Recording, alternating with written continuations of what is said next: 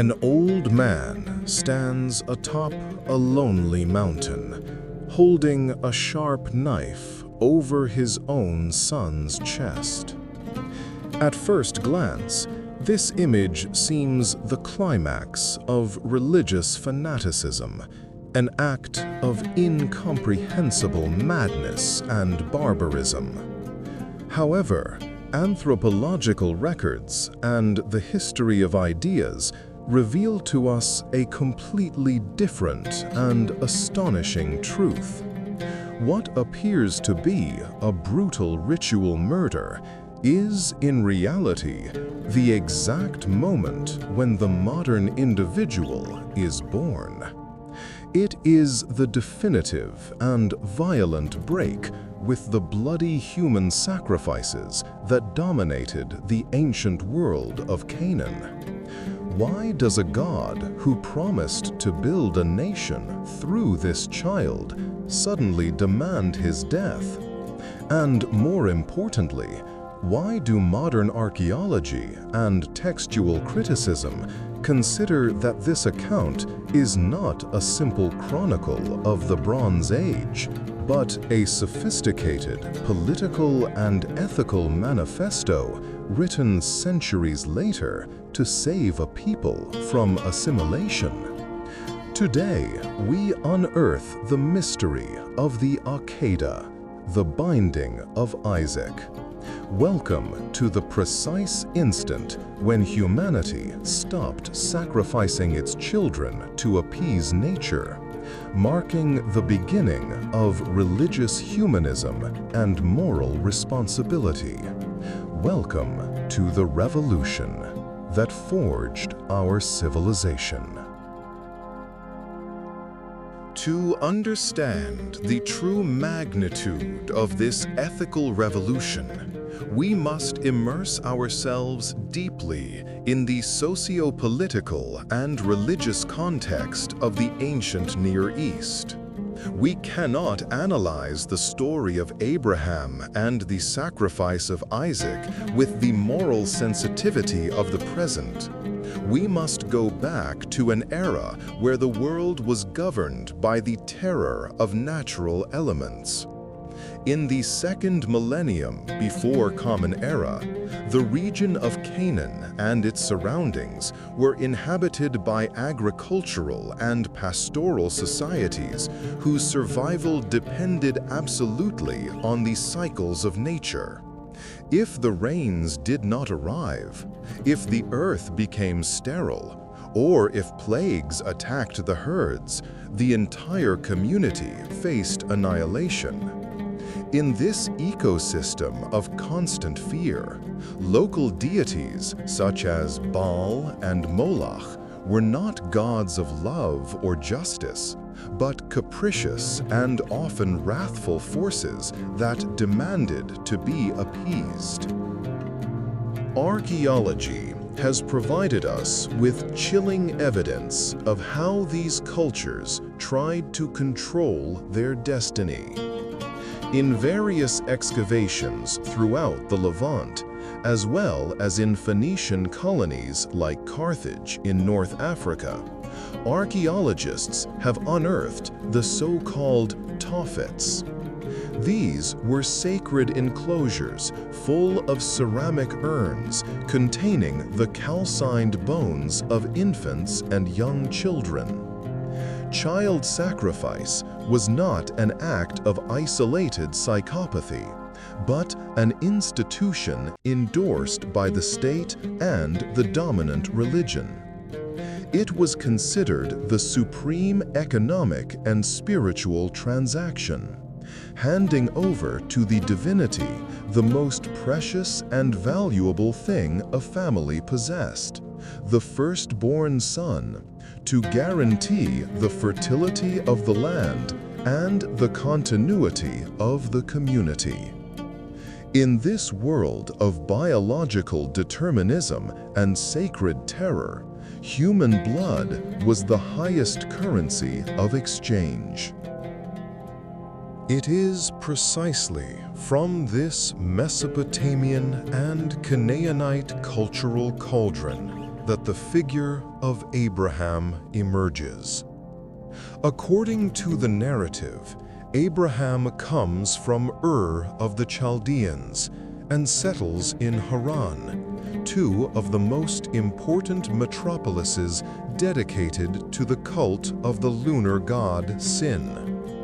Philology shows us scars of this polytheistic past. The name of Abraham's father, Terah, and that of his uncle, Laban, are linguistically rooted in ancient Semitic words referring to the moon. However, Abraham represents the monumental break with this universe.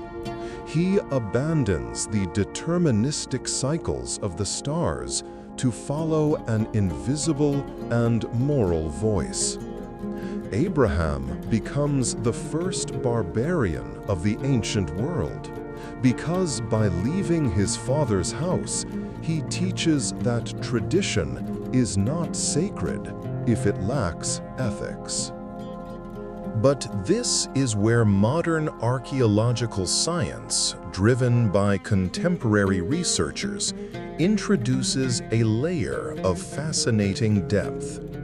Textual criticism and stratigraphy, as detailed in exhaustive studies on the unearthed Bible, demonstrate to us that these patriarchal accounts were not written as journalistic reports during the Bronze Age. The stories were compiled, edited, and crystallized in their monumental form much later, primarily in the 7th century before Common Era, during the reign of King Josiah in the Kingdom of Judah. At that time, after the brutal annihilation of the Kingdom of Israel in the north by the forces of the Assyrian Empire, an immense tide of refugees flooded Jerusalem.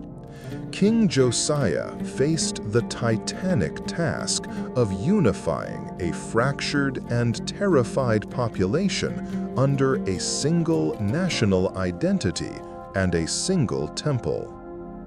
The scribes of the Judahite court needed to draft a national epic that clearly delineated who the Israelites were, and, fundamentally, how they differed from their Canaanite neighbors. Archaeological reality shows that the first Israelites emerged from within the Canaanite cultural matrix itself. They shared a practically identical language, similar ceramics, and alike settlement patterns. Hebrew itself is a Canaanite dialect. Therefore, to forge a distinctive identity, the differentiation could not be merely biological or linguistic. It had to be strictly ethical and ideological. The account of the patriarchs was then structured as a retrospective polemic, a foundational document that explained why the people of Israel, unlike the Canaanites and Phoenicians, rejected the abominations of idolatry and human blood sacrifices. It was a political and spiritual manifesto of the 7th century before Common Era, projected into a legendary past to cement the supremacy of Jerusalem and the centralized worship of a God founded on law and justice. The historical and moral knot of this anthropological collision is concentrated in the passage known in Hebrew tradition as the Akedah, which means the binding of Isaac. The narrative presents us with an unbearable existential and theological paradox. God, after having promised Abraham that his descendants would be as numerous as the stars of the sky, and after having miraculously granted him a son in his extreme old age, issues an order that defies all human and divine logic.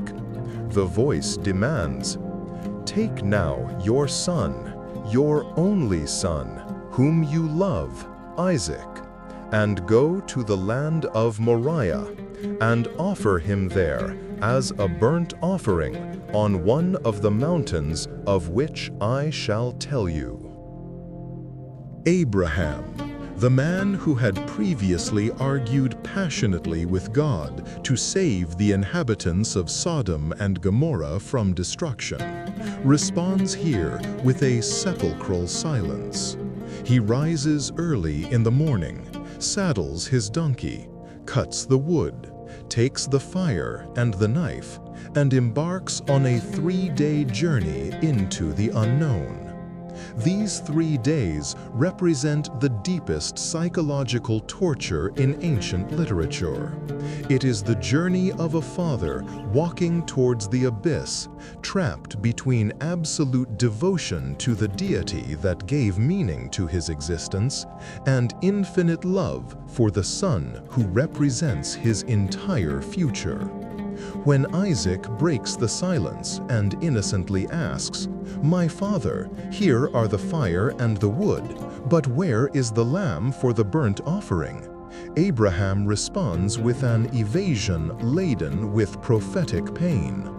"God will provide for himself the lamb for a burnt offering, my son." From the perspective of the secular historian and archaeology, this account is much more than the drama of an individual.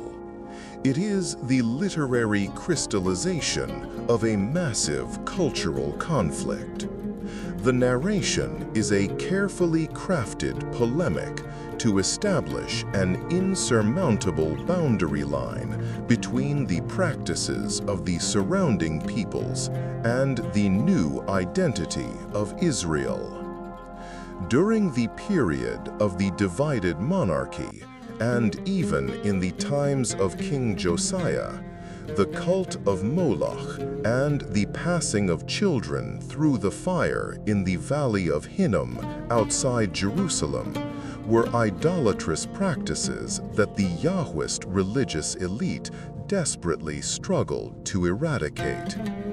The biblical authors construct this account on Mount Moriah, the traditional location of the future Temple of Solomon in Jerusalem, to send an unmistakable political and theological message. They are declaring that the God of Israel has the absolute power to demand life like the gods of Canaan, but consciously chooses to reject it. As Abraham builds the altar, arranges the wood, binds his son Isaac, and places him on the altar, the narrative tension reaches an unsustainable breaking point. In the ancient world, the story would have ended here, with the blood of the firstborn spilled on the stone to guarantee good harvests and appease the deity. But in the biblical text, exactly at the moment when Abraham stretches out his hand and takes the bronze knife to slaughter his son, the entire cosmos stops. A voice bursts from the heavens, tearing the fabric of ancient barbarism. "Abraham, Abraham, do not lay your hand on the boy or do anything to him." The true test, hidden beneath the surface of this terrifying story, was not to determine if Abraham had the blind will to murder his son, as any pagan devotee of his time would. The true anthropological test was whether this man would be able to hear the new divine voice that stops sacred violence. Looking up, Abraham discovers a ram caught in a thicket by its horns, which he takes and offers as a sacrifice instead of his son. This act of substitution is monumental. The account establishes once and for all that human sacrifices are strictly forbidden in the religion of Israel. Substituting them with the sacrifice of animals, a practice that would later be centralized and codified exclusively by the priests in the Temple of Jerusalem. The main conflict is resolved not with death, but with the unshakable sanctification of human life. The climax of the binding of Isaac contains the most profound anthropological revelation of Western civilization. By stopping the hand that held the knife, the account marks the ground zero of the birth of the modern individual. In ancient cultures, the individual did not exist autonomously. Their life lacked intrinsic value in the face of the needs of the collective or the appetites of the state gods.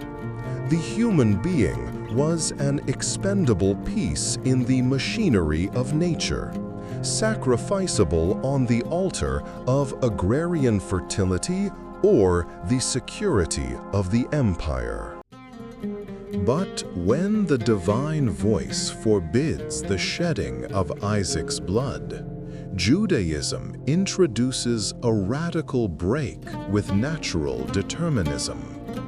Abraham passes the supreme test precisely by not killing. This passage founds religious humanism.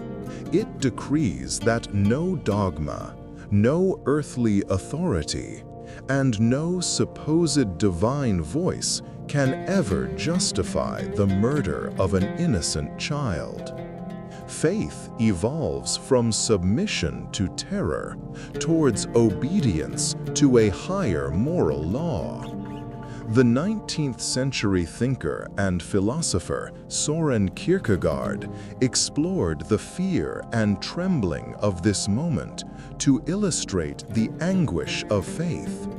But historically, the impact of this account transcends theology to enter into jurisprudence and human rights.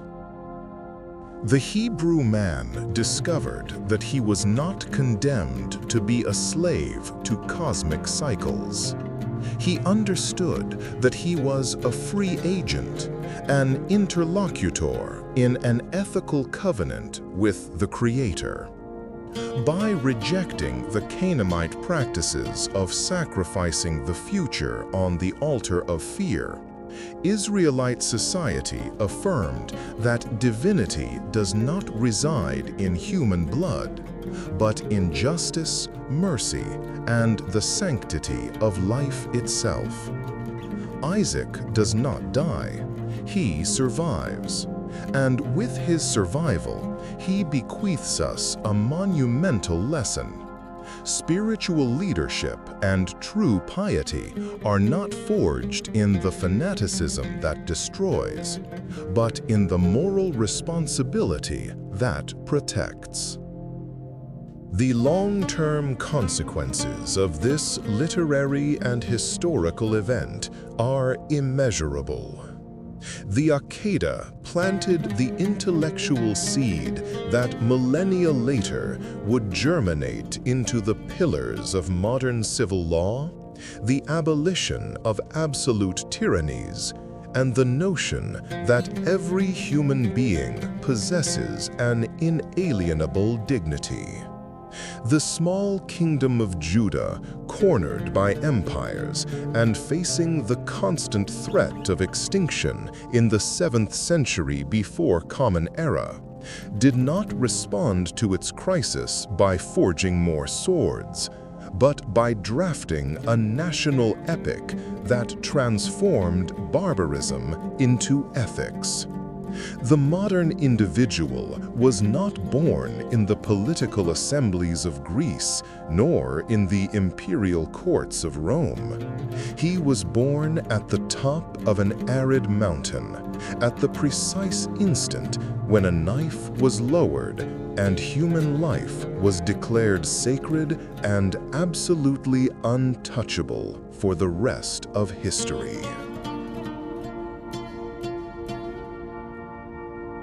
Archaeology, history, and the criticism of sacred texts show us that the true victories of humanity do not always occur on the battlefields, but in the revolutions of our consciousness. The account of the sacrifice of Isaac is not the glorification of a blind dogma, but the heroic declaration of ethical independence of a people who refused to sacrifice their children for the customs of their time. Now, the historical and moral question is for you. In our contemporary era, where we often sacrifice our future and our new generations on the altars of modern ideologies, consumerism, or political fanaticisms, do you believe we have forgotten the lesson of the Akedah? Are we capable today of hearing that voice that demands we stop violence before it is too late? I invite you to express your deepest arguments and generate a rigorous debate in the comments section. If you value this level of intellectual demand and historical depth, support the video with a like and subscribe to our channel. This is part of our series, Chronicles of Thought. Until the next chapter on our channel, Jewish History, Evidence and Truth.